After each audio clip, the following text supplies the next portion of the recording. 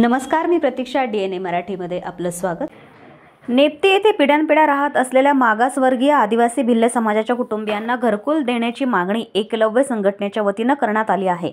या मागणीचं निवेदन शिष्टमंडळाच्या वतीनं जिल्हाधिकारी यांना देण्यात आलं. या प्रसंगी शिवाजी माळी, पितांबर माळी, अंकुश माळी, एकनाथ माळी, किसन माळी, रंगनाथ माळी, राजू माळी, रावसाहेब माळी, रावसाहेब मोरे आदींसह नेप्ती येथील मागासवर्गीय आदिवासी भिल्ल समाज बांधव मोठ्या संख्येने उपस्थित होते. शासनाने आदिवासींसाठी जागा घरकुल देण्यासाठी सवलती जाहीर केल्या आहेत, परंतु हा वर्ग अशिक्षित असल्यामुळे आजपर्यंत शासनाच्या सवलतींपासून वंचित राहिला आहे. नेप्ती गावठाणातून प्रत्येकास जागा मंजूर होऊन प्रत्येकाला घरकुल मंजूर करण्याची मागणी संघटनेच्या वतीनं करण्यात आली आहे. एकलव्य संघटना मोहन गोलाड, वैजयंता गोलाड मराठा संघटक एकलव्य संघटने शिवाजीराव ढवळे माडा नाशिक यांच्या मार्गदर्शनाखाली आम्ही नेप्ती गावामध्ये गेलो साहेब. तर नेप्ती गावामध्ये आमच्या आदिवासी भिल्ल समाजाची इतकी परिस्थिती नादन आहे, घरकुल आले तर जागा नाही. आता आम्ही जिल्हाधिकारी साहेबांना पत्र घेऊन आलेले ते बा नेप्ती गावात ह्या लोकांना 100% जागेची गरज आहे.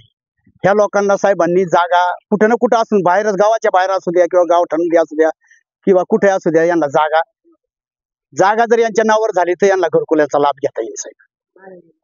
आता काय सांगायची, यांची परिस्थिती इतकी नादान आहे. पण स्वतः मोहन गोलाडनी स्वतः प्रत्यक्ष पाणी केली त्या नेप्ती गावामध्ये. तर यांना जातीय दाखला तर नाहीच, काहींना कुपन नाही, आधार कार्ड नाही, मतदान कार्ड मध्ये नाव सविष्ट नाहीत, लहान लहान पोरांच्या शिक्षणाचे बी एकदम जल प्रश्न आहे साहेब. तर ह्या आदिवासींना कुठं नाही कुठं तरी आतापर्यंत सरकारकडून काही सुविधा त्या ग्रामपंचायतीतून काहीच भेटलेलं नाही यांना, की यांना फक्त कलेक्टर साहेबांनी यांना नावावर जागा करून दिली, यांच्या सगळ्या सुविधा जरी केल्या तर आमच्या बी गरिबांना एकदम सुखी राहता येईल आदिवासींना. आणि काय म्हणे आदिवासी देशाचे मालक यांच्यासाठी सगळं आहे, यांना काहीच नाही.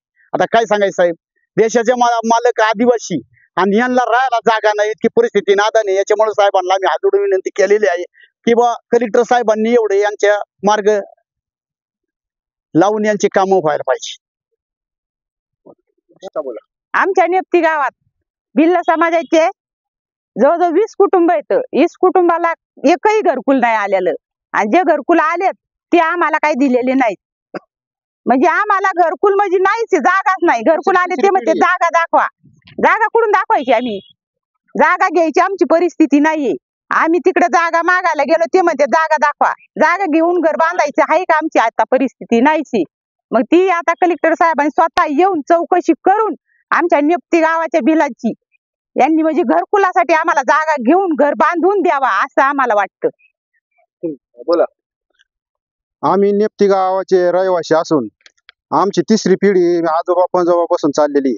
आतापर्यंत काय आमची दक्षता घेतली नाही. नेप्ती गावचे सरपंच, माजी सरपंच, आजी सरपंच सगळ्यांनी आम्ही 10 बारे त्यांच्याकडे गेलो, तरी बी ते म्हणले नाही, जागा नाही, आमकं नाही.